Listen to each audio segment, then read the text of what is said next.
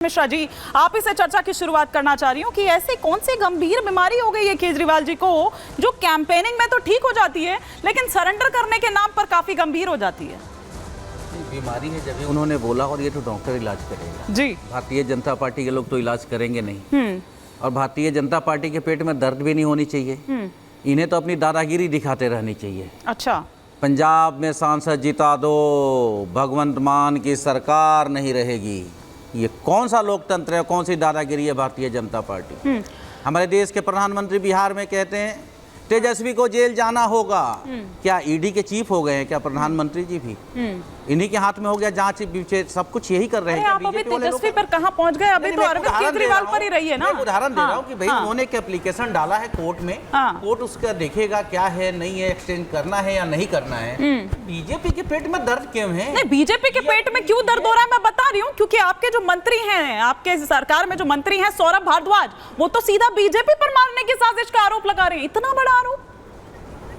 षड्यंत्र जितने भी हो रहे हैं वो आपको दिख रहा है कि सारे विपक्ष। तो बीजेपी मतलब बीजेपी उनको मारना चाह रही है, खत्म करना चाह रही है अरविंद केजरीवाल को। बिना तथ्य कोई मिनिस्टर तो कोई बात नहीं रखेंगे। अच्छा, तो मैं चाह रही तथ्य कोई बात तो वही जानना चाह रही हूँ कि वो तथ्य क्या है आप रखे तो शायद हमको चर्चा करने में, डिबेट करने में और सुविधा होगी। नहीं, जितनी चीजें हुई हैं, हाँ, बिना तथ्य के आप जेल में उठा के बंद कर देंगे, किसी मुख्यमंत्री को उठा के बंद कर देंगे। हाँ, क्या ये कम है क्या? हाँ, अच्छा, ये अपने आप में स्पष्ट रूप से दिख रहा है। और जो दो बयान मैंने आपको बताए, हाँ, इसीलिए मैंने बता दिए कि जहाँ पे इस तरह की दादागिरी है कि तुम सांसद जिता दो, कुछ मेंबर्स लोकसभा में भेज दो, भगवंत मान की सरकार नहीं रहेगी। यानी आप यदि पंजाब में सांसद जीतेंगे तो भगवंत मान की सरकार गिरा देंगे।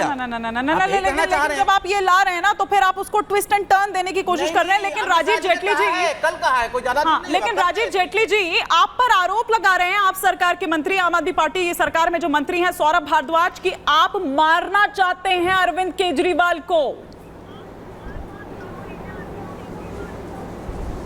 हेमानी, मुझे लगता है कि षड्यंत्र जो है ना केजरीवाल का अपने आप को, अपने शरीर को लेकर ही है। कभी वो क्रिएटिनिन लेवल की बात करते हैं, वो घट रहा है, कभी ये बताते हैं कि उनका डायबिटिक लेवल है जब वो ऊपर जा रहा है। देखिए, बच्चों की अगर झूठी कसम खाएंगे ना तो ऊपर वाला माफ नहीं करेगा आपको। ये किसी ना किसी रूप में तो बाहर निकलेगा। और एक देखिए किस तरीके का इन्होंने लीडरशिप दी है।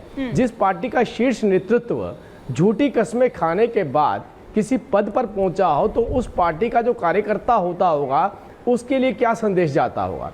आज देखिए क्या परिस्थितियां पैदा हो गई हैं। अब केजरीवाल साहब जो हैं वो विभव कुमार को बचाने में लगे हैं।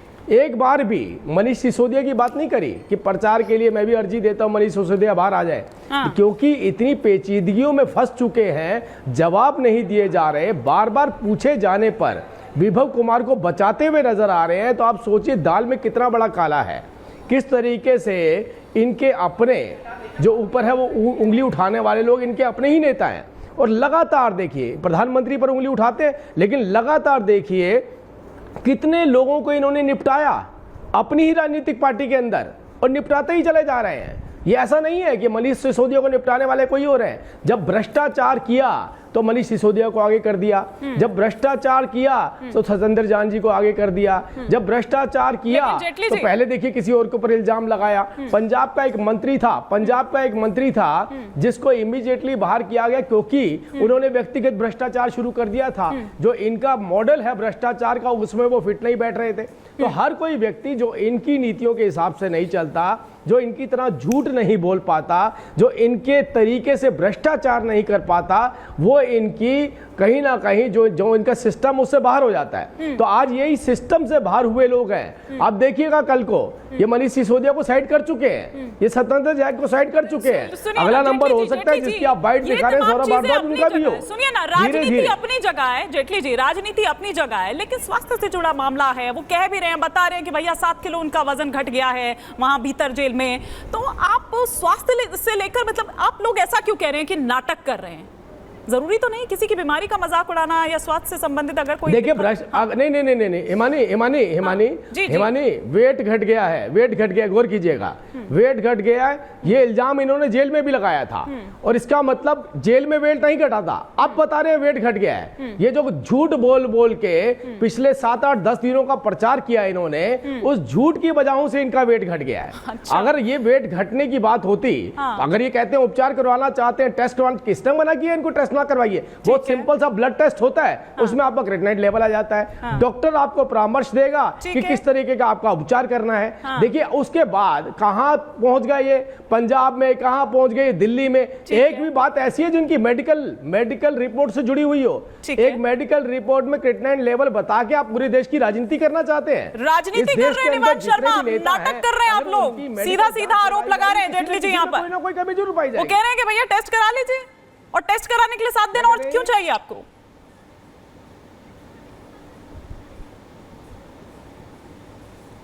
जी जी नमस्कार। जी नमस्कार। देखिए, आप बीजेपी से क्या उम्मीद कर सकते हैं?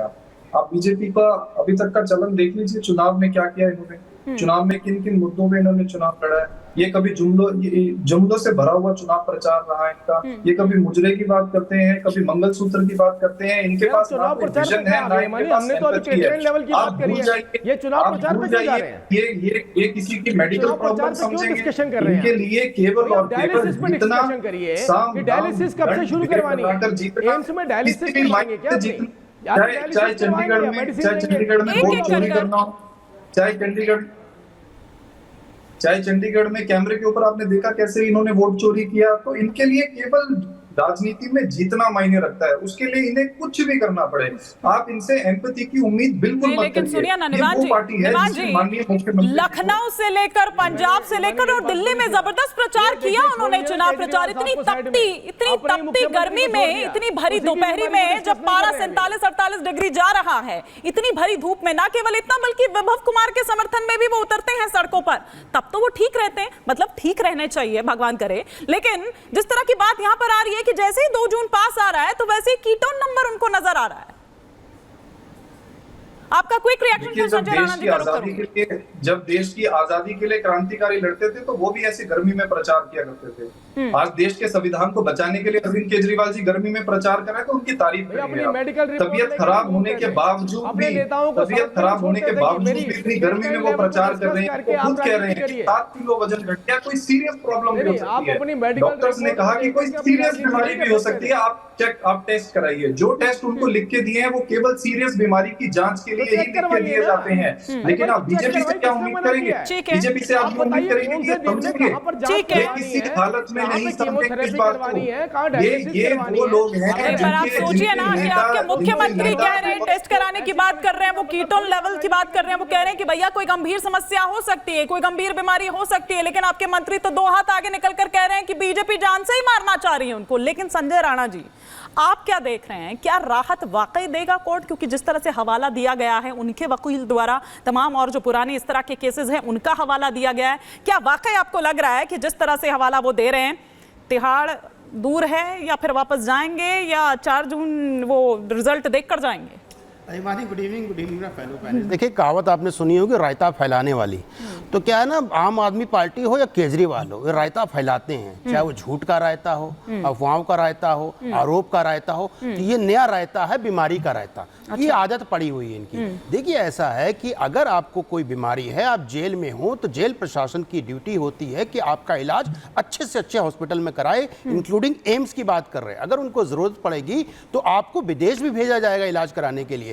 आप ये बताइए, तकरीबन 20 दिन से वो बाहर, 15 दिन से बाहर है, चुनाव प्रचार कर रहे हैं। आपका अगर कोई भी शारीरिक तकलीफ है या शरीर में कोई तकलीफ होता है तो आदमी कैसे बाहर जा सकता है, कैसे प्रचार कर सकता है? ये बताइए कि आज उन्होंने क्या किया। मालूम है, सुप्रीम कोर्ट का इस समय छुट्टी चल रही है और 2 जो इमरजेंसी कह सकते हैं एक तरह से जज बैठते हैं, जो मिस्टर दत्ता है और एक है मिस्टर शर्मा, जो उसमें रहेंगे। उनके ऊपर निर्णय पे डिपेंड करता है कि वो इस चीज को सुनवाई करते हैं कि नहीं करते हैं। लेकिन इसके अंदर एक गणित और है हिमानी। देखिए, चाह क्या रहे हैं, आपने सुना होगा इनका 2-3 दिन पहले का भाषण सुन लीजिए। उन्होंने क्या बोला? अगर मुझे 2 तारीख जिता देते हैं तो मैं 2 तारीख के बाद जेल नहीं जाऊंगा। तो फिर बहाना 4 तारीख के बाद अगर ये जीत जाते हैं तो बोलेंगे, अरे नहीं, मुझे तो थोड़ा सबके साथ समीकरण बैठाना है, अभी जेल नहीं भेजना है, फिर सरकार आ जाएगी, हो सकते मैं बच जाऊं, हो सकता जुडिशरी मेरे दबाव में काम करे।